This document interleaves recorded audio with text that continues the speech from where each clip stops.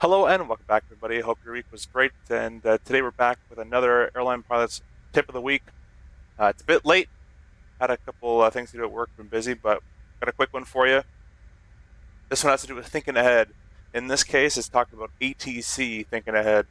So taxiing in Toronto, you'll get used to the frequencies, but anywhere you go, you want to be thinking ahead of where you're going. So currently, we're with ground 12165. And instead of just kind of waiting for them to switch, or maybe they won't tell you when to switch frequencies or what frequency, have the next frequency already dialed in. So in Toronto, out of runway 23, it's usually 18.7. That way, when they come ahead and say, whatever, contact tower 118.7, you're not going to sit there and change the frequency. You just go ahead and click it over. Give your read back, we're switching over, and click it over.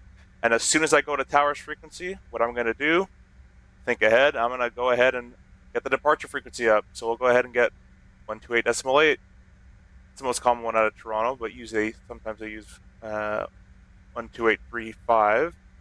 But those kind of things, thinking ahead of, let's go back to taxiway here, thinking ahead of where is going to come next. You can apply that anywhere in aviation, but in this case to the radios. And one little last note, when they transfer you to a different frequency, let's say, for example, American 123 contact Cleveland Center 133.5, the 1 is always a given. So if it helps you, you can just say 33.5, American 123, whatever airline you happen to be. So the 1 is always going to be there.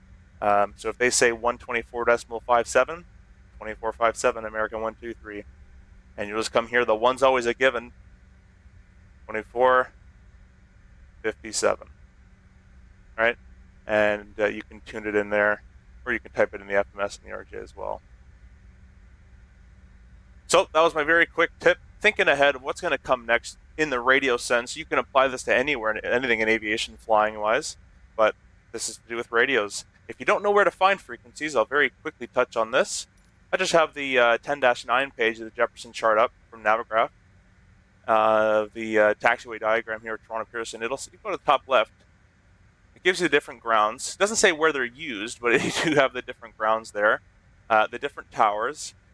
All the aprons. So these are some frequencies here. If you want specific to the departure, you'll have to go to your SID that you're going to be referencing to. Let's say, for example, the mix at 7. And it gives you the Toronto departures 1288 or 127575. It's standard in Canadian airports that they will actually tell you the frequency to change to. However, the States, they don't. So you're going to want to get used to where these frequencies are. All right, so I hope this one helped. And keep simming, keep having fun, keep thinking ahead. We'll see you guys in the next video.